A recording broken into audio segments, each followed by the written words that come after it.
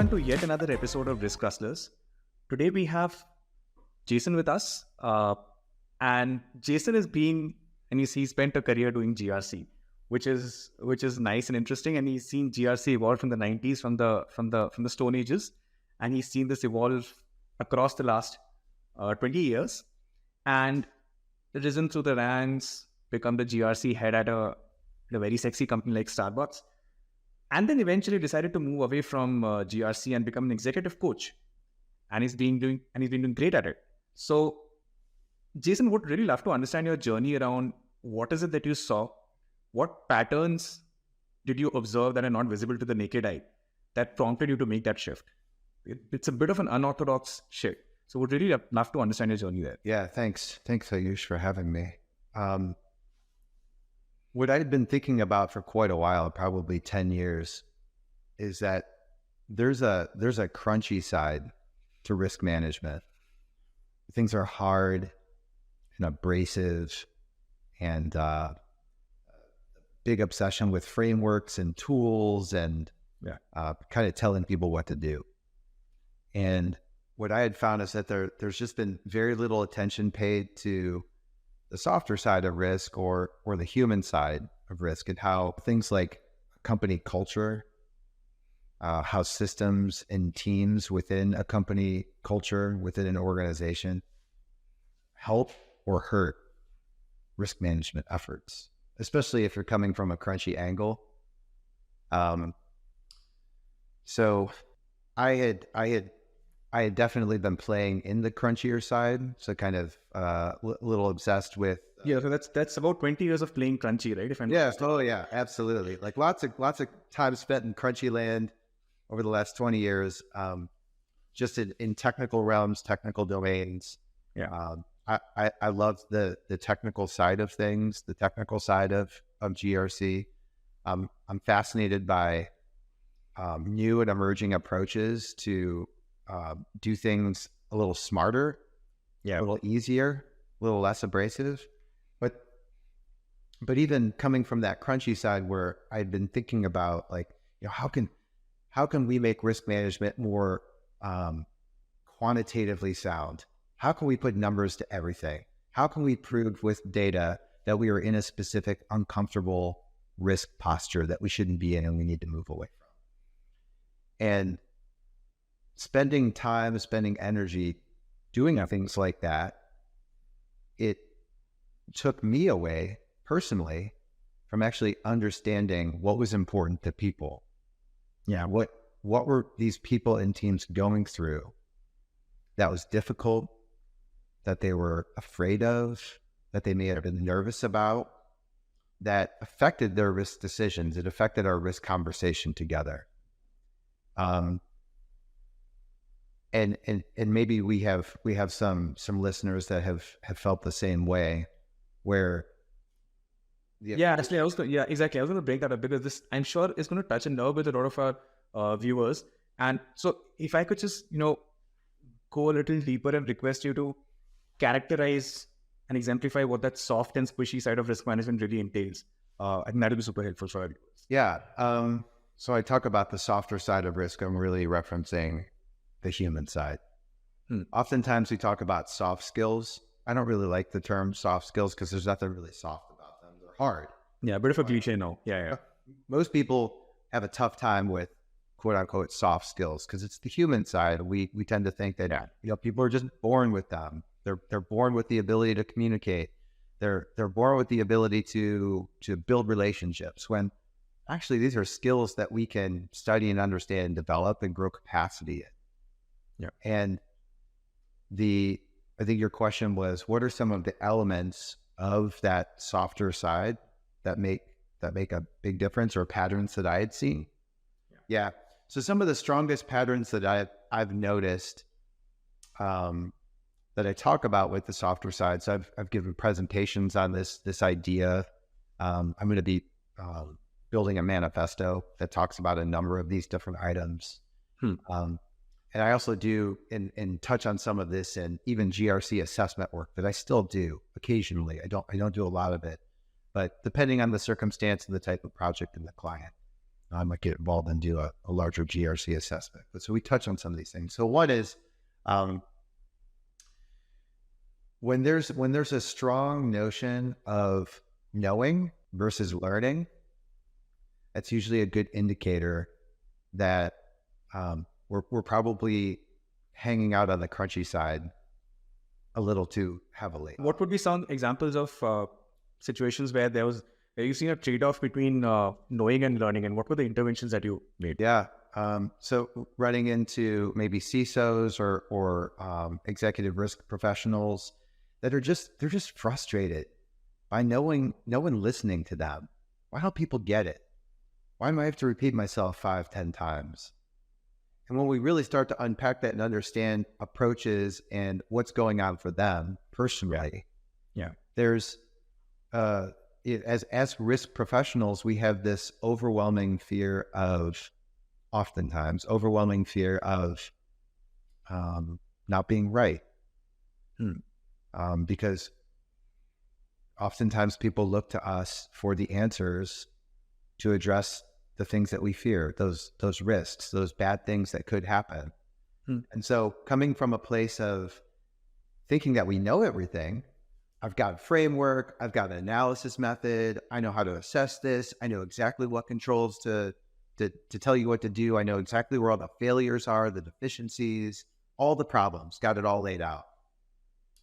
But what I've seen is that we fail to ask questions to understand a bit more deeply what has made this difficult for that team or this culture to make certain risk decisions or to advance down a path that they really want, to address some common or systemic risks that, maybe they've been staring at for the last number of years and they just haven't been able to make any headway. And also, I think one of the things that we've seen across several of our companies too, right? So because risk management and most companies, unless they reach a certain scale and threshold, chances are they wouldn't have a dedicated or a very sophisticated risk management team. Now, for a mid-sized company where the CISO or the VP of information security is essentially doing a risk management activities, driving that change throughout the organization is something that often becomes a very frustrating experience for them, because they need to get buy-in from the various teams. They need to get buy-ins from the HR team, the DevSecOps team, the AppSec teams, the development teams. And when the risk assessment activity is being carried out, that is perceived as an overhead. But when but when there is an incident, then the fall has to be taken by the CISO, and we see that create a significant degree of frustration. Absolutely. So I understand what defender's dilemma is. Yeah. And I understand that CISOs and risk professionals bring that with them in a little bag that they carry every day to work. They're personally nervous that the risk or the attacker only has to be right once. And I, as the risk professional, feel like I need to be right all the time. But you just said something that came to mind for me, which comes up quite a bit. And you use this word buy-in. Yeah. And I talk to professionals all the time and about this sort of thing. And the comment that usually comes up is like, I just need these people to buy in. I don't know why they won't buy in. Yeah. And so I wonder to them, like, what are you hoping for them to do in terms of buy-in? Do you want them to just listen to you? Do you want them to do exactly what you tell them to do? Well, when we sit back and we really think about what buy-in is, when someone usually comes to us and they say like, you know what, I just need you to buy in to this. Usually that feels like an ultimatum. Yeah. Like I don't have choice. And what we talk about is there's a difference between weigh-in and buy-in. Got it. And weigh-in always has to happen before buy-in. So if we're not taking the time to, one, ask questions and understand the other side a little bit and allow them an opportunity to weigh in on what we're trying to influence them on and quote unquote achieve buy-in with them, then they feel like they don't have a say in the direction that they're going to be taking, even from a risk perspective. So I think that's also something that contributes to this crunchy side, is like this absence of allowing people to weigh in on their risk destiny. We don't let that happen. And we expect buy-in, which usually results in some sort of defensive behavior or or people sending signals that, not interested, shut down. They don't want to listen. They don't want to play a part, or they might do things to just completely go against some of the things that we're trying to promote. Yeah. And what are some of the situations that you've observed where a GRC professional who is extremely strong on the crunchy side is able to understand to a fair degree of specificity what risks the organization would face? But then there is a follow-on action to that.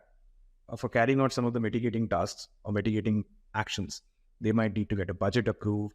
They might need to change behaviors across teams. They might need to track an array of mitigating tasks.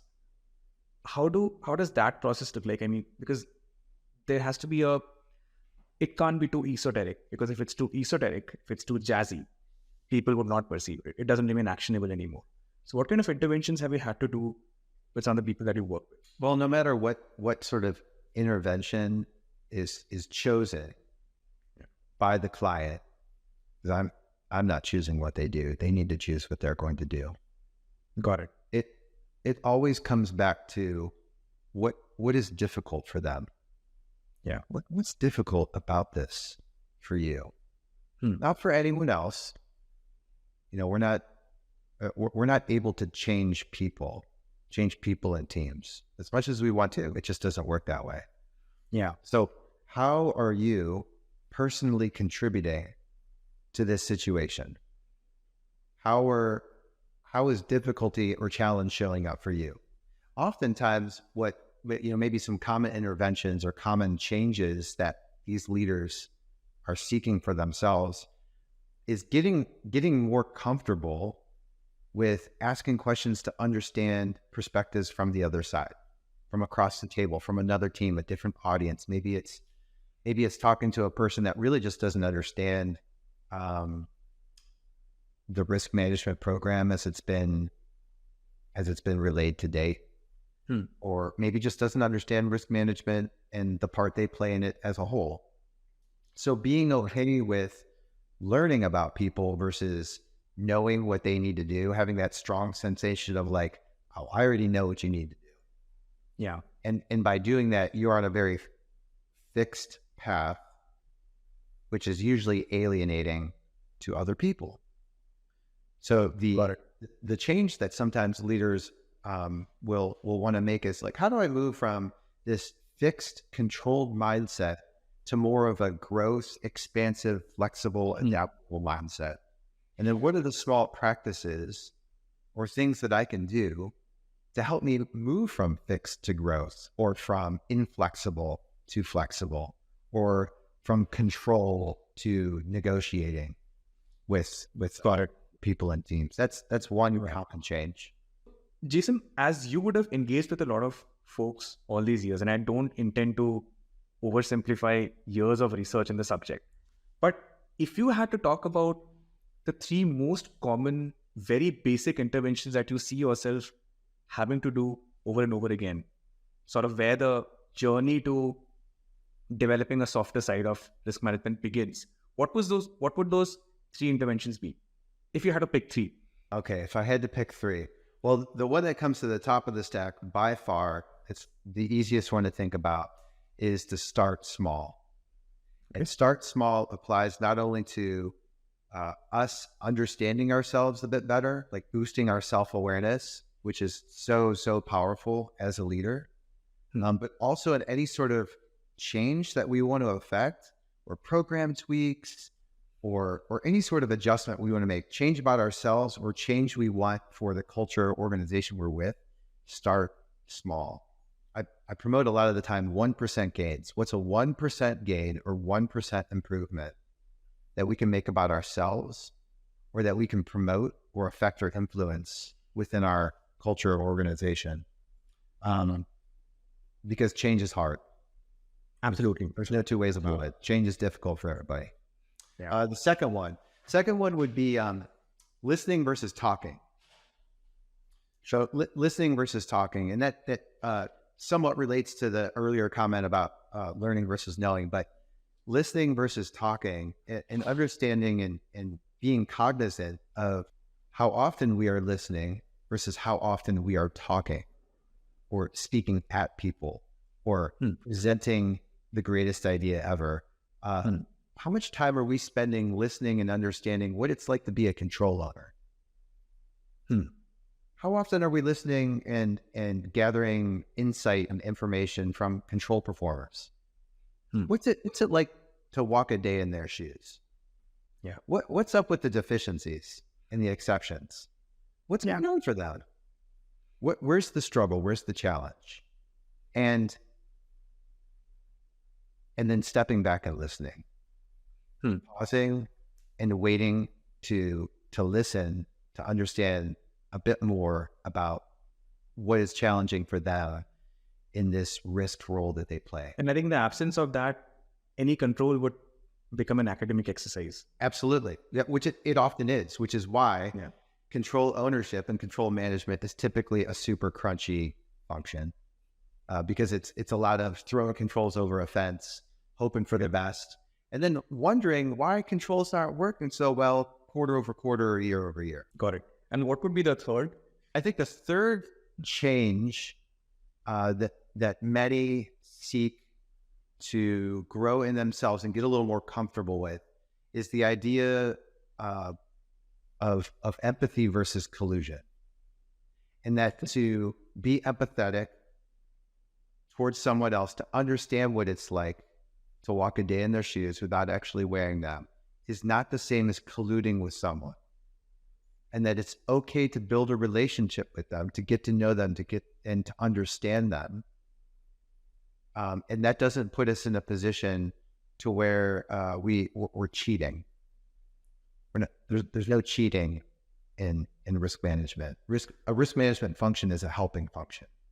Yeah, we should be there to assist and serve if we can. So if empathy is absent from our approach, it's going to be much more difficult to tap into that human side of all of this and just understanding what it's like.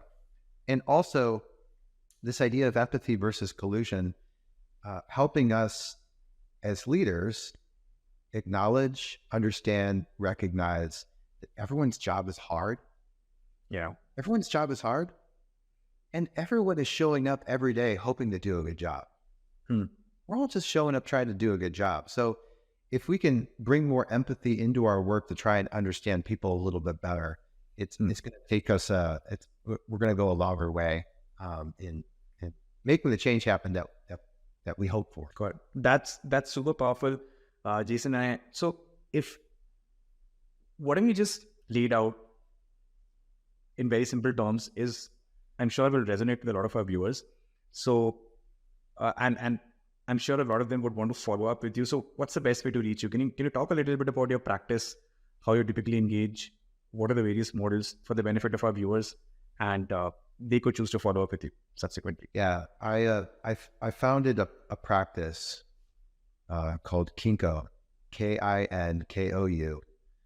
You can find more about that practice at kinko.org, kinkou.org. You can reach out to me directly to Jason at kinko.org. And I'm looking to work with leaders who are interested in change and are willing to do hard work, because change is hard, but it's super meaningful. And it's usually the difference between a leader being able to, or just any professional being able to do more and feel good about it, versus what's been done for years, at least in this industry, where we stay crunchy. We ignore the human, emotional, softer side of this whole thing, this whole job that we're doing. Yeah. And it hasn't been as effective as it could be, because we're talking about risk, which is no one's love language. We're naturally talking about fear, which no one really loves to talk about. So how can we adjust ourselves so that we can warm up to them and they can warm up to us, and we can do better work together? Perfect. Thanks for sharing that, Jason. And for our viewers, you know how to reach Jason. You know how to reach us. Thanks again for viewing this episode of Grustlers. We'll be back soon. Bye-bye.